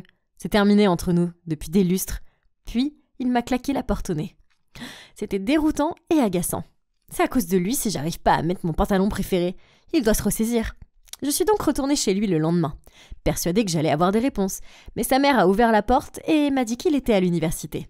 J'y suis allée en voiture et je l'ai vu traverser le campus. Furieuse, je me suis précipitée vers lui et lui ai attrapé le bras. « Lucas, si tu t'éloignes encore de moi, je te jure que je vais crier. » Il avait l'air très mal à l'aise, mais il n'a pas eu d'autre choix que de me suivre dans un café voisin. Au début, le silence était effrayant. Je ne pouvais pas m'empêcher de regarder la chemise dégueulasse qu'il portait. Qu'est-ce que je pouvais bien trouver à ce type? Mais ensuite, il a pris la parole. « Dis ce que tu as à dire, j'ai un devoir important à rendre demain. » J'ai tapé du poing sur la table et j'ai crié « Je suis enceinte et c'est le tien. » Quoi? Impossible! L'air choqué. Ah! Donc tu penses que tu peux juste fuir tes responsabilités avec des mots comme ça? Tu t'en es à combien de mois? Eh bien Lucas, je suis enceinte de 3 mois. Il a laissé échapper un soupir de soulagement. Oh! Maintenant c'est clair. On a rompu il y a 4 mois. C'est certainement pas le mien. Ça doit être celui de Frédéric. Frédéric? C'est qui Frédéric? J'étais sérieusement confuse. Est-ce qu'il avait inventé ce type juste pour s'en sortir? Ça me choque pas de ta part. Il m'a grogné dessus. Frédéric, c'est le motard avec qui tu m'as trompé. Après ça, il a englouti son verre et a grogné. Au revoir Muriel. Puis il est parti. Oh waouh, c'était beaucoup à digérer. Ne sachant pas quoi faire, j'ai envoyé un message à Célia pour lui demander si elle était libre pour parler et son message de confirmation est arrivé dans la minute. Quand je suis arrivée chez elle, j'ai vu un homme partir sur son vélo. Alors dès qu'elle a répondu à la porte, je lui ai fait un clin d'œil. C'était qui, Steve? Ne me dis pas que c'est un nouveau petit ami? Célia m'a regardé d'un regard penaud. Non, c'est juste une connaissance. Puis elle m'a rapidement tirée vers l'intérieur. Alors, qu'est-ce qui s'est passé avec Lucas? Je veux tout savoir. Me laissant tomber sur le canapé, je soupirais et lui racontais ma rencontre pas très agréable avec mon ex. Waouh, c'est vraiment un con. Célia, tu crois que je dois aller voir ce Frédéric? Peut-être que c'est lui le père. Non, elle m'a interrompue. Je veux dire, tu connais à peine ce gars. J'ai levé un sourcil. Tu le connais? Célia est restée figée. Ok, c'est bizarre. Cachait-elle quelque chose? J'étais sur le point de la presser pour plus d'informations quand soudain on a attendu la porte s'ouvrir. Oups, j'ai oublié mon téléphone. Oh, un mec mignon vêtu en cuir est entré. Est-ce que c'était le gars que je venais de voir partir? Puis il m'a jeté un regard perplexe. Muriel, pourquoi tu n'es pas en Italie? Je devais lui lancer un drôle de regard parce qu'il s'est frotté la tête. Puis a continué. Comment t'as pu partir sans dire un mot? Je suis désolée. Vous me connaissez? Il avait l'air perplexe. Hein? Et qu'est-ce que tu dis? C'est moi? Frédéric? Oh, je me suis figée et mon cœur était sur le point de s'arrêter de battre. Frédéric? T'es Frédéric? Le père de mon bébé? Frédéric m'a lancé un regard noir. Quel bébé? De quoi tu parles? Rien de tout ça n'avait de sens pour moi non plus. Alors j'ai juste lâché. Tu sais, il y a eu un accident et je souffre maintenant de perte de mémoire. Je me souviens de rien. Enfin, de tout ce qui s'est passé après Noël dernier. Et oui, je suis enceinte. Dès que j'ai fini de parler, Frédéric s'est retourné pour regarder Célia, qui se rongeait nerveusement les ongles. Célia, pourquoi t'as dit que Muriel étudiait en Italie? Elle a plaidé. Frédéric, s'il te plaît, je ne veux pas que tu sois pris dans son engrenage. Tu mérites mieux que ça. Quel? Quoi? Donc Célia m'avait menti depuis le début? Alors qu'elle savait en fait qui était le père? Oh mon Dieu! Quel genre d'ami fait ça? J'étais sur le point de lui crier dessus quand Frédéric a dit. De toute façon, Muriel, je suis désolée, mais le bébé ne peut pas être le mien. Parce que nous sommes seulement embrassés, et rien de plus. Oh, la pièce s'est mise à tourner. Je me suis précipitée dehors. J'avais besoin d'être seule pour digérer tout ça. Honnêtement, j'avais l'impression que le monde entier était contre moi. Ma mémoire m'avait fait défaut. Mes parents s'en fichaient, ma meilleure amie m'avait trahi, et maintenant je n'avais aucun souvenir de qui était le père de mon bébé. Ah, quel chaos tragique! Je suis arrivée chez moi de la pire humeur qui soit. Mais mes parents étaient encore trop occupés sur leurs ordinateurs portables pour le remarquer. D'un ton froid, maman a juste dit « Tu as trouvé qui est le père ?» J'ai silencieusement secoué la tête. Papa a ronflé. « Oh mon Dieu, t'es un tonneau vide ou quoi? Tu t'es mise dans le pétrin alors, résous-toi toi-même. » Oh, pourquoi ils ont parlé comme s'ils voulaient m'aider? J'ai toujours résolu mes problèmes par moi-même. Frustrée, je suis partie en trombe vers ma chambre. J'étais assise près de la fenêtre, regardant dans le vide, quand mon téléphone a sonné. C'était Célia. La seule pensée d'elle m'a rendue folle au point que j'ai jeté le téléphone sur le sol sans même vérifier son message. Puis, il y a eu un autre bip, et je me suis penchée pour le ramasser, quand soudain, j'ai vu quelque chose sous mon lit. C'était un briquet avec le nom de Sam gravé dessus. Attendez, Sam, ça me dit quelque chose. Ah, je me souviens maintenant. Lucas a rompu avec moi il y a 4 mois. Mais pas à cause de Frédéric, non. C'était parce qu'il allait entrer dans une université prestigieuse, et il pensait que mon attitude insouciante le gênerait. Alors, profitant de ma nouvelle vie de célibataire, je suis allée à Key West Island et j'ai fait la fête pendant quelques jours. Et c'est là que j'ai rencontré Sam dans un bar. Donc c'était lui le père. Mais maintenant quoi? Je veux dire, j'avais aucun moyen de le contacter, mais même si je pouvais le trouver, alors quoi? Je ne l'aimais pas, je le connaissais même pas, et je voulais pas m'attacher à lui juste pour le bébé. Et quand je suis revenue en ville, je me suis rapprochée de Frédéric. Seulement, Célia n'a pas aimé ça. Alors elle m'a confrontée à l'école et a insisté sur le fait que j'avais volé son homme. J'ai roulé des yeux et je lui ai dit « T'es ridicule, Frédéric ne t'aime pas, il m'aime moi. » La seule chose dont je me souviens ensuite, c'est de mains fermes pressées contre mon dos. Puis j'ai glissé et je suis tombée dans les escaliers. Et vous connaissez la suite. Ah, Célia était bel et bien un monstre sans cœur. Sa rage jalouse aurait pu nous tuer, moi et mon bébé. J'ai tapoté mon ventre. Dieu merci, on va bien tous les deux. J'avais juste besoin de savoir ce que j'allais faire maintenant. Donc, après de nombreux jours de réflexion, j'ai décidé de ce que j'allais faire. Je veux être une mère célibataire. Je sais que je peux le faire. Il n'y a aucune chance que je sois aussi mauvaise que mes parents. C'est pourquoi je suis ici pour chercher des livres sur l'éducation des enfants. Ah, pourquoi ils mettent toujours ces livres si haut? C'est tellement inconsidéré. Juste au bon moment, quelqu'un est venu à mon secours, m'a attrapé le livre que je voulais et me l'a passé. J'étais sur le point de remercier ce samaritain au grand cœur quand... Attendez, Frédéric? J'ai posé le livre et je me suis précipitée hors de là sans dire un mot. Il a crié après moi, mais je ne me suis pas retournée. Je ne voulais pas être entraînée dans ce drame entre Frédéric et Célia. Après avoir survécu à un coma, c'était assez. Le lendemain, j'étais en train de parcourir un site de nom de bébé quand maman a crié qu'il y avait quelqu'un à la porte qui me demandait. Je suis descendue et j'ai vu Frédéric debout avec des sacs lourds dans les 2 mains. Il m'a donné un regard timide et a dit « C'est pour toi. » Et le bébé. Ça m'a mis mal à l'aise. Je veux dire, je me sentais si mal pour lui. Voyant ma réaction, il a continué. « J'aurais dû te dire ce que je ressentais dès le début et les choses auraient été différentes. Je t'aime bien. Je veux dire, je t'aime vraiment bien. Je t'aime, Muriel. Et je veux élever ce bébé avec toi. » Je ne pouvais pas croire que Frédéric m'aimait encore. Même si je porte le bébé d'un autre homme, il est prêt à accueillir ce bébé de tout son cœur. Dans ce cas, je suppose que tu ferais mieux d'entrer. Je lui ai souri en tenant la porte ouverte. D'accord. Parfois la vie nous réserve des surprises incroyables, mais elles rendent les choses plus intéressantes. Je suis sûre que vous ne serez pas choqués d'apprendre que je ne parle plus à Célia ou à Lucas. Ces losers ne me méritent pas. Quant à Frédéric, on vit maintenant ensemble et nous avons hâte que le bébé arrive. Mais pas de chance pour Frédéric, parce qu'il est hors de question qu'on l'appelle Frédéric Junior.